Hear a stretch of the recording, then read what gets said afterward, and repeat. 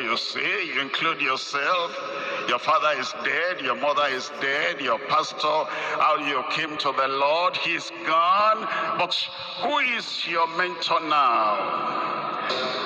Would you be surprised that not a month goes by, I must read and learn from John Wesley. All his messages are recorded down, and the people that followed him until this week that ended yesterday, I still listen and I still heard, and I'm still being trained, mentored by such people, the people that know the Lord.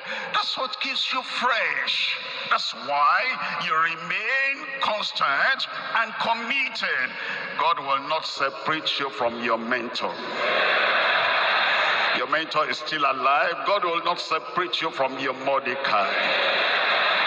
Even if Mordecai does not get to the throne, you'll get to where Mordecai did not get to in Jesus' name. Look at this, Proverbs chapter 22, I'm reading from verse 6. Proverbs chapter 22, verse 6. Train up a child in the way he should go, and when he is old, he will not depart from it. Our children will not depart from the way of righteousness. Let's look at this. This is very important. Proverbs chapter 1. Proverbs chapter 1. I'm reading from verse 7.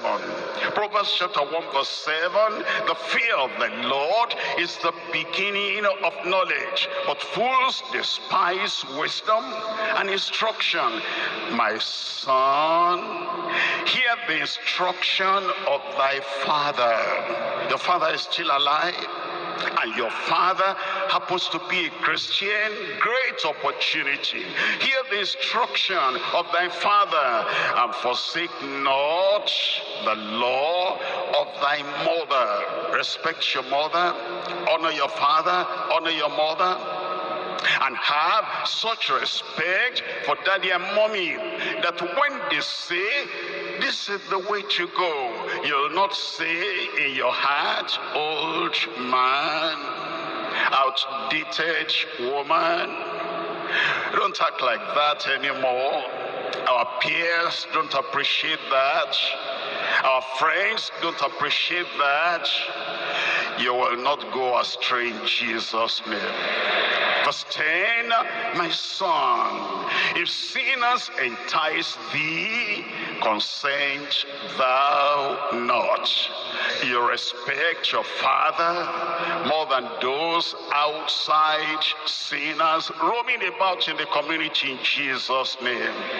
If they say, come with us, let us lay wait for blood, let us look privily for the innocent without cause, let us swallow them up alive as the grave, and whole as those that go down into the pit. We shall find all precious substance, and we shall feel our houses were spoiled.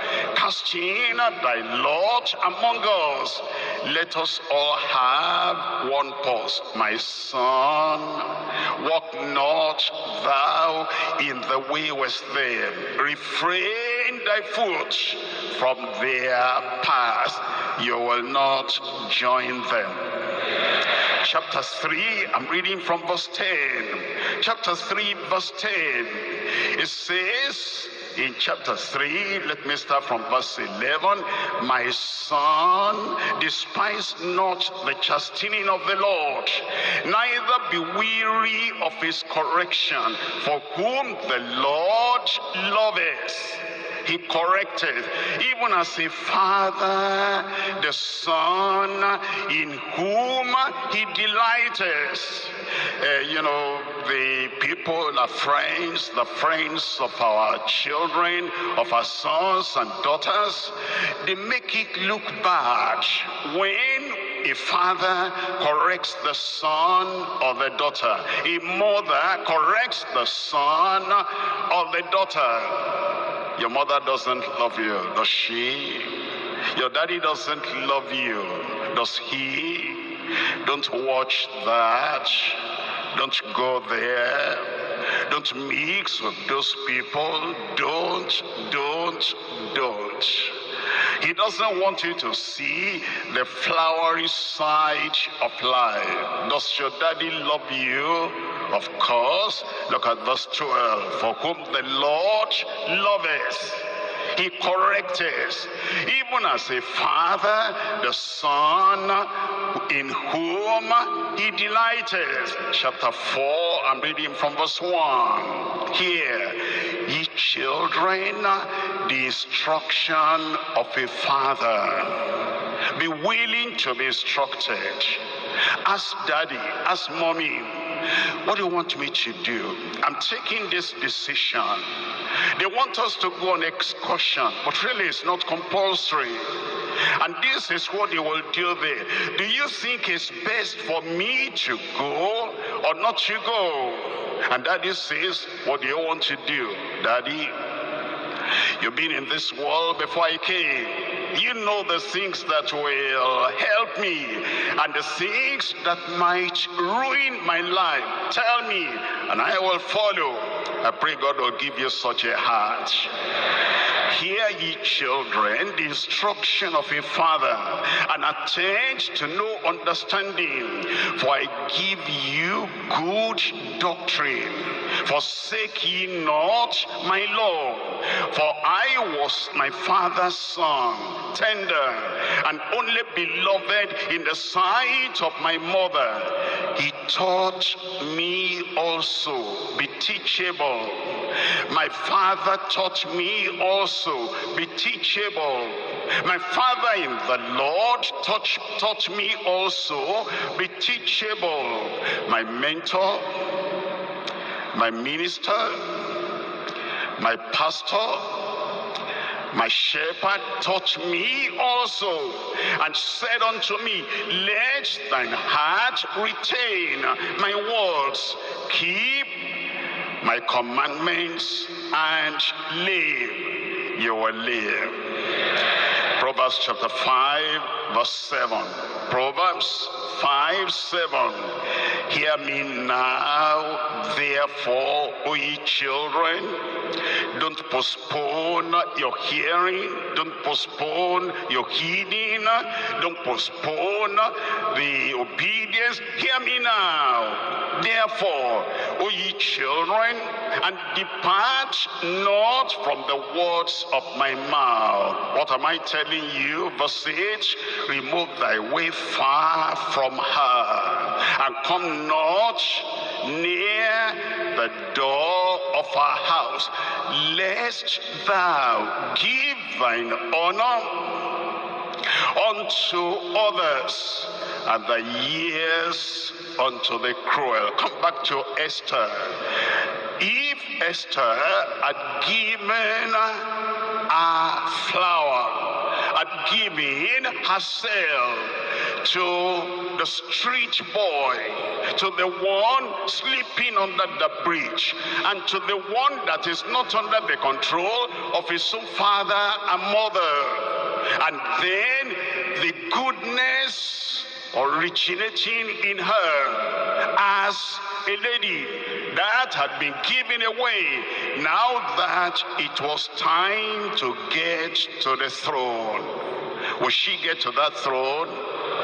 Tell me. You will not do anything today that will take the throne away from you tomorrow. The Lord will watch over you. And the Lord will not allow you in a moment of disturbance, a moment of pressure, while those boys or those girls, they want to impose themselves upon you. And then when they ask and ask, like Delilah asked Samson, eventually something was tired and said, okay, the information you want, this is it. And he lost his eyes. You will not lose your sight. You will not lose your revelation. You will not lose your vision. And what God has appointed for you to be in life, I will still rejoice in my lifetime when I see you on top in Jesus' name. Chapter 6, I'm reading from verse 20. Proverbs chapter 6, verse 20. My son, keep thy father's commandment, and forsake not the law of thy mother. Bind them continually upon thine heart, tie them about thy neck. When thou goest, it shall lead thee. When thou sleepest, it shall keep thee. And when thou awakest, it shall talk with thee. For the commandment is a lamp. The commandment is a lamp, and the law is light, and the reproof of instruction, and the way of life. As you go to school, son, daughter, you're discussing with other classmates, schoolmates, either while you happen to be going on the way together, or you are coming out of school and you are talking, and he is asking, she is asking, what are you going to do now as you go back home? Well, mommy is waiting, daddy is waiting. I don't know what they have in mind. When I get home, I'll know all about that. What do you mean? I'm senior secondary school, and there's somebody that is telling you what you're going to do, what you're not going to do. Commandment, commandment, commandment. Me, I am free. What do you mean you are free? I may not even branch home now. I go to another place. I go wherever I want. And when I am hungry, if I don't have enough food in my friend's house, then I get back home. I may get back home 9, 9:30, 10. What will your daddy say? Nothing. What will your mommy say? Nothing. They just prepare the food and I eat. They're even glad and happy that I came home. I could have stayed outside. You say, what? You're that free? That is not freedom. That is gradual suicide. I will not be like that.